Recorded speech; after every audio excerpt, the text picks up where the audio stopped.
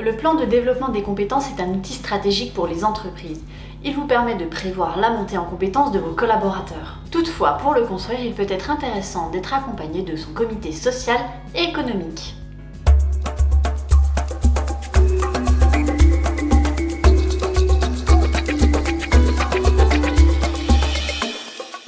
Bonjour à tous et bienvenue dans cette vidéo. Nous allons parler donc du plan de développement des compétences et de la relation avec le comité social et économique.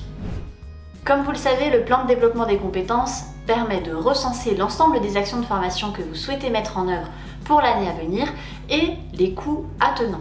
Pour les entreprises de plus de 50 salariés, il n'y a pas d'obligation à consulter donc ce comité social et économique pour le plan de développement des compétences, ce qui n'est pas le cas pour les entreprises de plus de 50 salariés. Je reviens rapidement sur les entreprises de moins de 50 salariés, même s'il n'y a pas d'obligation, je vous préconise toutefois d'échanger avec eux sur vos orientations stratégiques de développement des compétences. En effet, plus vous les incluez dans votre démarche de développement des compétences et donc de stratégie d'entreprise, plus il sera facile d'accompagner un certain nombre d'objectifs. Cela peut être le cas notamment avec le CPF co-construit. Pour les entreprises de plus de 50 salariés, le comité social et économique est donc consulté sur les axes stratégiques de formation. Attention, certaines informations doivent apparaître dans la base de données économiques et sociales à la rubrique formation.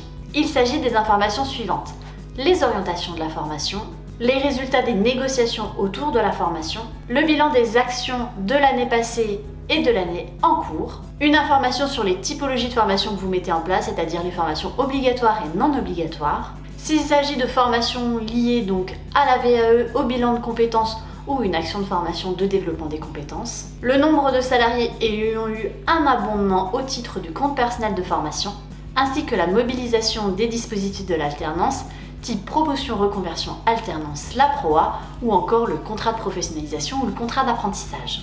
Pour les entreprises de plus de 300 salariés, là il est nécessaire d'ajouter certaines informations, comme le pourcentage de la masse salariale dédiée à la formation. N'oubliez pas alors là de compter l'ensemble des coûts qui sont liés à la formation professionnelle, ainsi que le nombre de salariés en fonction donc des typologies de formation que vous avez mises en place.